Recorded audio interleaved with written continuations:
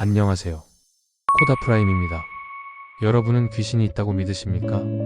이 질문에 대해 누구도 정답을 내놓지는 못할 것입니다. 죽고 난 뒤 살아 돌아온 사람이 없기 때문이죠. 한국갤럽의 2021년 조사를 보면 우리나라 전체 인구의 약 45%가 사후세계 존재를 믿는다고 합니다. 무속인을 찾아 점을 치는 사람들이 많습니다. 무속인 단체인 대한경신연합회에 따르면 우리나라에는 무속인이 30만 명이나 있는 것으로 나옵니다. 무속인을 믿는 사람이라면 적어도 영혼이 존재한다고 여긴다고 봐야겠지요. 특히 요즘 우리나라 정치권에서 무속인 관련 뉴스가 많이 나옵니다.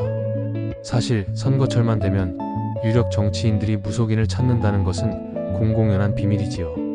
무속은 수천 년간 이어져 온 민간 신앙입니다. 불안한 미래를 통제하려는 인간 심리의 표출이죠. 특히 권력자들에게 무속은 자신의 운명과 권력을 확인하고 싶은 욕구를 충족시켜주는 수단인 듯합니다.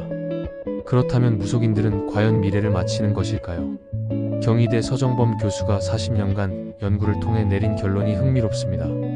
서 교수에 따르면 무속 현상은 잠재된 두려움의 표출이라는 것입니다. 현대 심리학에서는 이를 통제 착각이라고 부릅니다.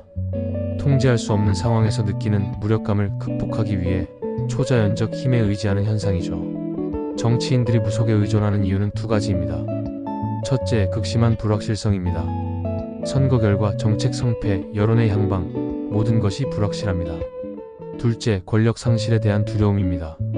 한번 맛본 권력을 잃지 않으려는 심리가 비합리적 행동을 부추깁니다. 서정범 교수의 연구는 무속신앙의 본질을 잘 보여줍니다.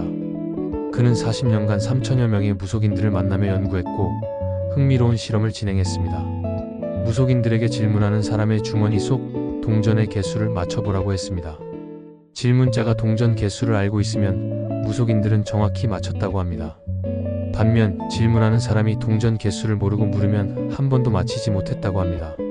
서 교수 연구 사례로 비추어 볼 때 우리는 무속인들이 어떻게 신통한 능력을 발휘하는지 두 가지 가능성을 유추해 볼 수 있습니다. 첫째, 무속인들에게는 상담자의 심리와 미세한 행동 패턴을 읽어내는 능력이 있을 수 있습니다. 둘째, 아직 과학으로 규명되지는 않았지만 상담자의 뇌파 또는 에너지장 같은 것을 읽어내는 특별한 능력이 무속인들에게 있을 수 있습니다. 이 부분은 앞으로 연구가 있어야겠지요. 하지만 분명한 점이 있습니다. 용하다는 무속인들조차 지나간 일들은 잘 알아맞히는데 미래는 그렇지 못하다는 것입니다. 왜 그럴까요? 저는 이렇게 생각합니다. 미래는 앞으로 벌어질 일들의 확률적 가능성입니다. 아직 정해지지 않은 거지요. 그러니까 맞힐 수 없습니다.